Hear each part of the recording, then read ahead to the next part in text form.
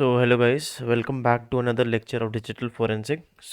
इस वाले लेक्चर में जनरली हम लोग समझेंगे कि लाइक सैम फाइल्स को या सिक्योरिटी फाइल्स को हम लोग कैसे एक्सट्रैक्ट कर सकते हैं। ठीक है, तो सबसे पहले तो हम लोग समझते हैं कि एग्जैक्टली सैम फाइल्स होती क्या है। ठीक है, तो इसको इस वाले लेक्चर का नाम हो जाएगा वर्किंग विद सैम फाइल्स। तो सबसे पहले तो समझते हैं भाई सैम फाइल्स एक्चुअली में है क्या। ठीक है, तो इसको ऐसे समझो, like in Windows Sam files, a SAM file is a registry file which stores the credentials of users associated with the operating system respectively। ठीक है, जिसको ये चीज़ समझ में आ गई इट्स गुड, जिसको नहीं आई है मैं समझा देता हूँ। लेट सपोज मैं इस विंडोज सिस्टम में मैं वर्क कर रहा हूँ। ठीक है, तो मेरे विंडोज सिस्टम के जो सैम फाइल होगी मेरे विंडोज सिस्टम में, उसके पास क्या होगा, जो भी मेरा डेटा है, लाइक मैं लॉगिन के टाइम पे जो डेटा मैं एंटर करता हूँ। ठीक है, सपोज मैंने लॉगिन करा और उसके बाद मैंने पासवर्ड लिखा, तो लॉगिन विद पासवर्ड वो कहाँ जाके स्टोर होता है मेरा, यहाँ सैम फाइल से होता है। ठीक है, सैम फाइल में स्टोर होता है और मेरा सिस्टम यहीं से फैच कराता है फिर उसको। ठीक है, वैलिडेशन के लिए। ठीक है, तो सैम फाइल से समझ लिया, बट अगर इसका पाथ देखें हम लोग, तो पाथ में बता देता हूँ इसका। जनरल पाथ होता है हमारे सी में। ठीक है, सी के बाद हम लोग अगर जाते हैं विंडोज़ में, विंडोज़ के बाद हम लोग जाते हैं सिस्टम 32 में, सिस 32, एंड सिस 32 के अंदर हमको ये मिलता है कॉन्फ़िग में। ठीक है, सो ये पाथ हो जाता है हमारी सैम फाइल का, जहाँ पे हमारी सैम फाइल स्टोर होती है। ठीक है, सो इसको पैरेलल में भी देख लेते हैं। तो मैं जाता हूँ दिस पीसी में एंड लोकल डिस्क में जाता हूँ, मैं यहाँ पे विंडोज़ में जाता हूँ एंड सिंपली मैं घुस जाता हूँ सिस्टम 32 में। ठीक है, सिस्टम 32 के अंदर मेरे एक फोल्डर होना चाहिए कॉन्फ़िग नाम से। Okay, here it is.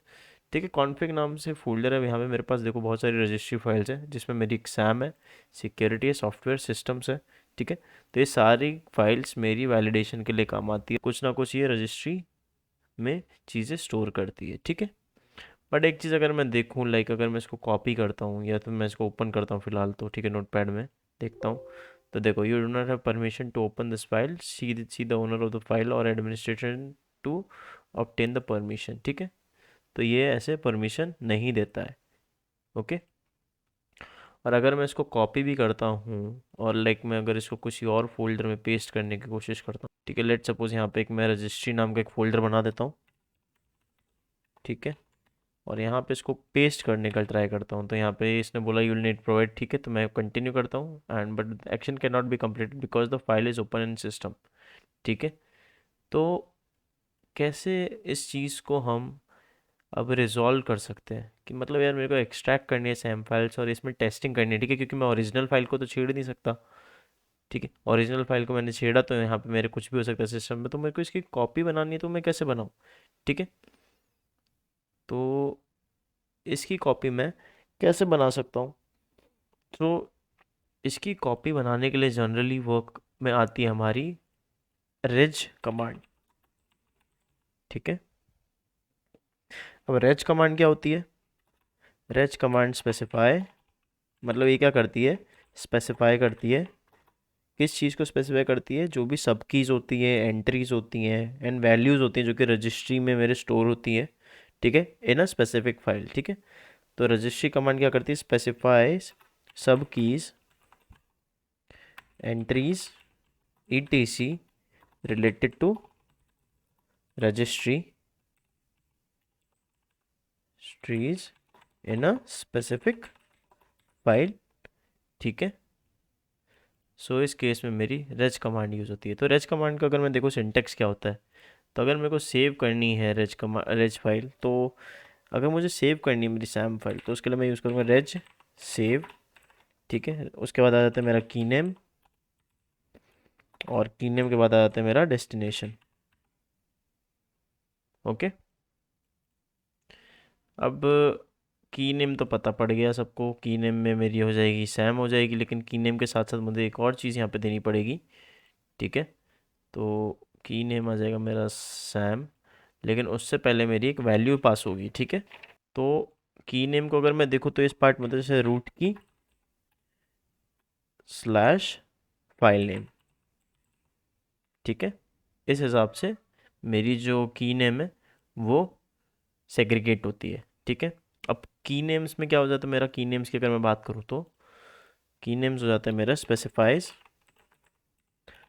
Full address, address बोल लो या फिर पाथ बोल लो ऑफ किसका, सब कीज का। ठीक है, और इसी के अंदर the key name must include valid root keys. ठीक है, अब ये वैलिड रूट कीज कौन कौन सी होती है हमारे सिस्टम में वो भी देख लेते हैं। ठीक है, अभी हम लोग थियोरेटिकल समझ रहे हैं, फिर इसी चीज़ को हम लोग प्रैक्टिकली समझेंगे। ठीक है, तो ये तो हो गई मेरी डेफिनेशन इसकी। अब भाई अब वैलिड रूट कीज तो समझ में आ गया। ठीक है, बट ये होती क्या है एक्चुअली में, तो लोकल कंप्यूटर की अगर मैं बात करूँ, ठीक है, तो इसमें कौन कौन सी वैलिड रूट कीज होती है मेरे पास, एक होती है HKLM, then HKCU, then HKCR, then उसके बाद एक हमारी होती है HKCC।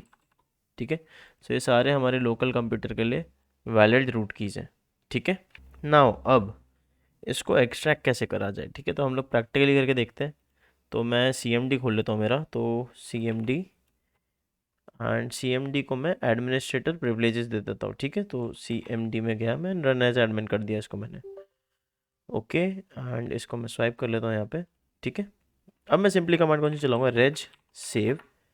ठीक है, अब रेज सेव के बाद मैं क्या करूँगा, मेरे जो रूट की है वो यूज़ करूँगा HKLM फॉरवर्ड स्लैश मेरी फाइल का नाम।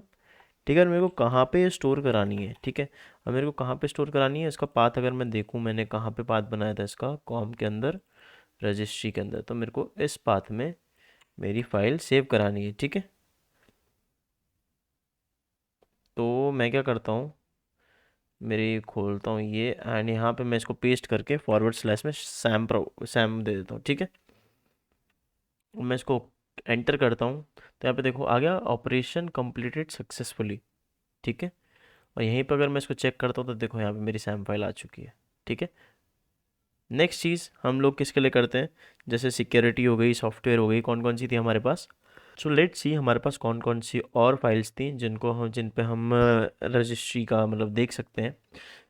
तो सैम सिक्योरिटी सॉफ्टवेयर सिस्टम। ठीक है, तो ये 4 फाइल्स हैं, तो सिंपली फटाफट इनके लिए भी कर लेते हैं। तो एक हो जाएगा सिक्योरिटी के लिए, तो मैं सेम कमांड लिख लेता हूँ सिक्योरिटी के लिए। यहाँ पे लिख देता हूँ सिक्योरिटी, एंड सिंपली यहाँ पे भी लिख देता हूँ सिक्योरिटी। ठीक है, एंड इसको एंटर कर देता हूँ, तो प्रोसेस कंप्लीटेड। नेक्स्ट मेरा आ जाएगा सिस्टम, तो सिस्टम के लिए भी मैं सेम चीज़ करता हूँ, सिस्टम एंड सिस्टम। ठीक है, तो ये सिस्टम का भी हो गया। नेक्स्ट मेरा लास्ट क्या हो जाता है, सॉफ्टवेयर, तो इसको भी लिख देता हूँ मैं सॉफ्टवेयर, एंड यहाँ पे मैं इसको लिख देता हूँ सॉफ्टवेयर। ठीक है, और यहाँ पे भी ऑपरेशन मेरा कंप्लीटेड सक्सेसफुल हो गया है। ठीक है, अब मैं एक बार जाके चेक कर लेता हूँ कि भाई वो बना है कि नहीं बना है, या फाइल्स आई हैं कि नहीं आई हैं। तो रजिस्ट्री में देखो मेरी सारी फाइल्स आ गई। ठीक है, सो इस तरीके से हम लोग सैम फाइल्स या रजिस्ट्री फाइल्स को एक्सट्रैक्ट कर सकते हैं, नो मैटर कि भाई वो बैकग्राउंड में चल रही है नहीं चल रही है। ठीक है, उसके बावजूद भी हम इन चीज़ों को एक्सट्रैक्ट कर सकते हैं। तो नेक्स्ट लेक्चर में हम लोग सैम फाइल को ही मतलब पार्ट्स करके देखेंगे, और नए नए टूल्स जो यूज़ होते हैं इस प्रोसेस में उनके बारे में पढ़ेंगे। So this was all about this lecture guys, see you in the next one, bye bye, till take care.